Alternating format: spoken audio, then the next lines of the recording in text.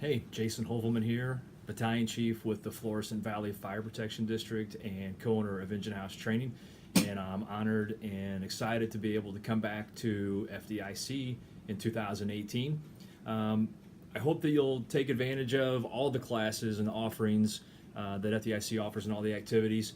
And I'd sure be humbled if you stopped by my classroom session. And it's the new company officer leadership and tips for the new company officer, and it's really directed at the newer officers at the company level and or aspiring officers, those that want to be in that position and rank. And it really comes out of experiences and frustrations and successes and things I've seen that worked for other officers, things that didn't work for other officers, things that worked for me, and a lot of the mistakes that I've made over the years, both at the volunteer and career ranks. Being able to have served in both capacities really has been able to give me a wide, broad perspective, and I've had some really great mentors and coaches and officers along the years that I've been lucky enough that they've pounded these ideas and things into my head, and I've carried with me through the years. A few things that we'll talk about is being able to identify lists of how to be first. A question that gets asked quite a bit in regards to promotions at the company level or any position in the fire service for that matter is, how do I be first on the promotional list? And everybody's got their own methods and their own unique processes that you have to go through for your department. But there are some steadfast things that I've learned over the years that if you're first in certain things on a day-to-day basis, it's going to help you down the road in being first in that promotional exam, besides studying and working within that process. Some other things we'll talk about is the importance of setting expectations early on and how to follow through with those and how to establish boundaries that come along with them. And it sets you up to succeed, and it removes a lot of the ambiguity that your members might be frustrated or challenged with from prior officers or in the system itself. We're also going to list 4 rules for drilling and how to conduct successful drills at the company level. And also how to do some company drills when it's not on the calendar necessarily, when you're out on the street, and finding what those opportunities are. We're also going to briefly touch on the levels of discipline and how we can use 3 questions that we can ask ourselves when dealing with difficult members or discipline in general.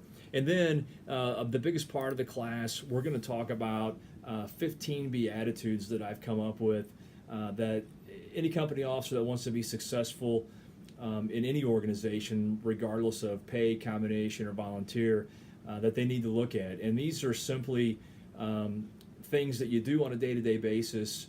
They're not extraordinary. They're the little things that we have to take care of and look at. And we'll list them real quick here before we wrap up the video, but it'll give you an insight into what we're looking at and what we're going to discuss in depth at FDIC 2018.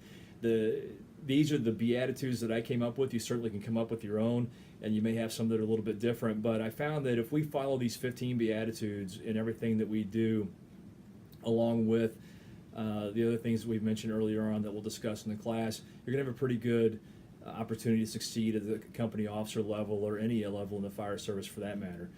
By being generous, by being constructive, being productive on a regular basis, being professional at all times, being aggressive, not just crossing the threshold, but by being honest all the time, even when it's a challenge. Be adaptable to situations that arise. You're put in a position to solve problems, and part of that is being able to adapt to what's happening.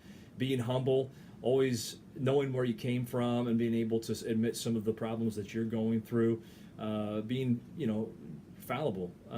Also being approachable. You're the one that people need to come to with problems, and they're looking for solutions or at least guidance, not being shoved off to the side.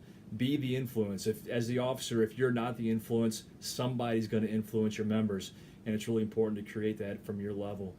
Be nice. For some reason, being nice has become a dirty word in the fire service, and it doesn't have any type of direct impact on whether or not you're good or not on the fire ground. Being nice is just how you treat people on a day-to-day basis.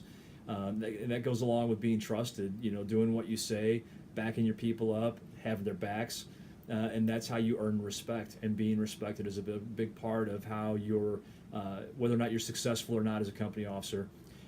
Be engaged. If you're engaged, your members are going to be engaged. And finally, be enthusiastic about the job, have passion, be happy about coming in and being able to serve not only your community but the people that you work with on a day-to-day basis. And we're going to discuss all those in depth in a short period of time, hour 45, but I think we can get it all done that you can take back and use.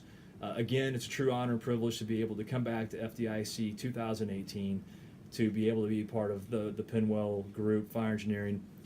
Big thanks to Bobby Halt and Diane Feldman and the advisory board for selecting the class. And as always, it's truly an honor to see all of you at FDIC in any capacity, whether it's in the hallways or in the classroom. I really, truly treasure and appreciate it, and I'll see you in April. Take care.